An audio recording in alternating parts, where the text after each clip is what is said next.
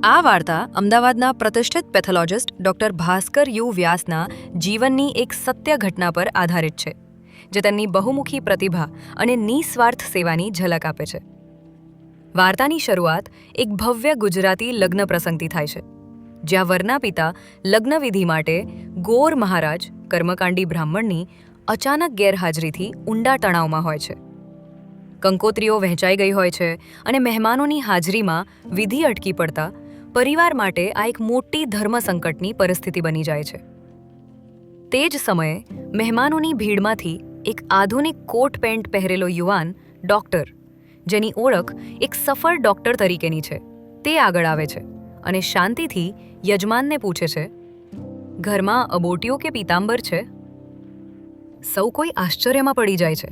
ડૉક્ટરે તુરંત પોતાના વ્યવસાયિક વસ્ત્રો ઉતારીને શાસ્ત્રોક્ત પીતાંબર ધારણ કર્યું અને પોતાના બાળપણમાં મેળવેલા સંસ્કૃત તથા યજુર્વેદના ઊંડા જ્ઞાનનો પરિચય આપ્યો.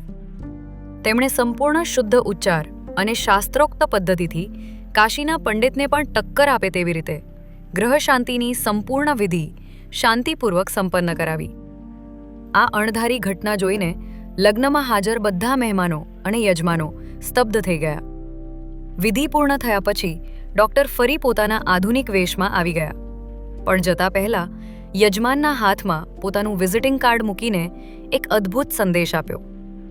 હું ક્યાંય વિધિ માટે જતો નથી, પણ જ્યાં ગાડું અટક્યું હોય ત્યાં મદદ કરવા અચૂક પહોંચી જાઉં છું. આ કાર્ડ પરનું નામ હતું doctor Bhaskar you Vyas MD pathology.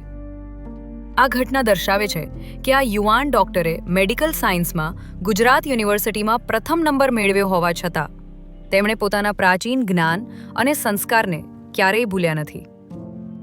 આ વાર્તાનો અંતિમ સંદેશ એ છે કે જ્ઞાન અને કૌશલ્યનો ખરો ઉપયોગ ફક્ત પોતાની કારકિર્દી માટે નહીં, પણ જરૂરિયાતના સમયે સમાજની નિસ્વાર્થ સેવા કરવા માટે થવો જોઈએ, જે ડૉક્ટર ભાસ્કર વ્યાસ જેવા અજાણ્યા હીરોની વાસ્તવિકતા છે.